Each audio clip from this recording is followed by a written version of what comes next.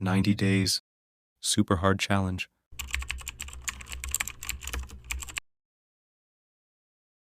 Challenge Bipul Yadav. Day 1. 75 days hard challenge.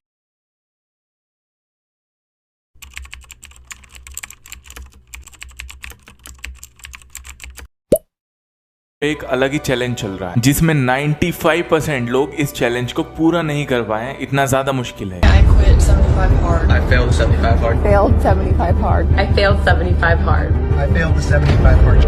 Failed. I failed. I failed. Failed. 75 hard challenge के अंदर 5 challenge है। सबसे पहले आपको सेल्फी लेनी है 75 डेज तक, जिससे आप मेजर कर पाओ अपने आप को कि पहले मैं कैसा था और अब कितना बदलाव आ रहा है। बुक्स के 10 पेजेस पढ़ने हैं जिससे आप नई नई चीजें सीख सकोगे, अपने अंदर बदलाव ला सकोगे। 4 लीटर पानी पीना है आप, जितने भी टॉक्सिन्स है सब फ्लश होंगे बॉडी से। स्ट्रिक्ट डाइट फॉलो करनी है आपको, बाहर का कुछ भी नहीं खाना है, अल्कोहल सिगरेट सबसे दूर। 45 मिनट्स दिन में 2 बार ही वर्कआउट करना है। एक बार घर में कर सकते हो पर दूसरा वर्कआउट घर के बाहर होना चाहिए। अपने दोस्तों को टैग करें जिन्हें आप चैलेंज करना चाहते हो।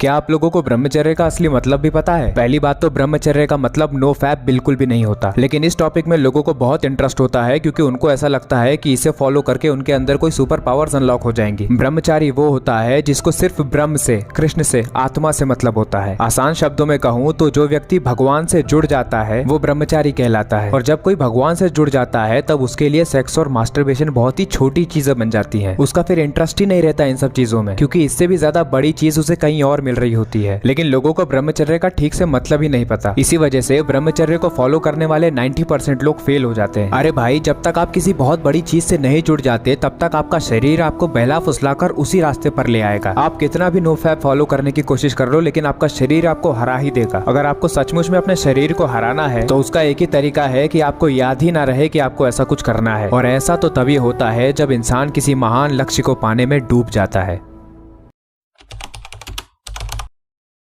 जब हम ब्रह्म जैसा आचरण कर लेते हैं, परमात्मा पर विश्वास होता है, तो ये शक्ति हमारे अंदर आती है। जब वीर्यवान होते हैं तो ये शक्ति हमारे अंदर आती है। मौत एक खिलौना नजर आती है एक ब्रह्मचारी को। और एक व्यक्ति बहुत सारे व्यक्तियों को परास्त करने की क्षमता रखता है, न केवल ज्ञान के बल पर, न केवल शारीरिक बल पर, अपितु उसका आत्मबल, उसकी आंखों से निकलने वाली वो निर्भय चिंगारियां सामने वाले के दिलों को झंझोड़ कर रख देती हैं। आप 1 साल ब्रह्मचर्य रह कर देखिए, नमक रोटी खाइए आप, और आपसे अगर कोई हाथ मिला ले तो उनसे बात कर। 1 साल केवल आप ब्रह्मचर्य रहिए, व्यायाम संयम से रहिए, आपसे कोई हाथ मिला ले तो बताओ, चाहे टेढ़ा को आप उठा के पटक देंगे, क्योंकि ब्रह्मचर्य का बल।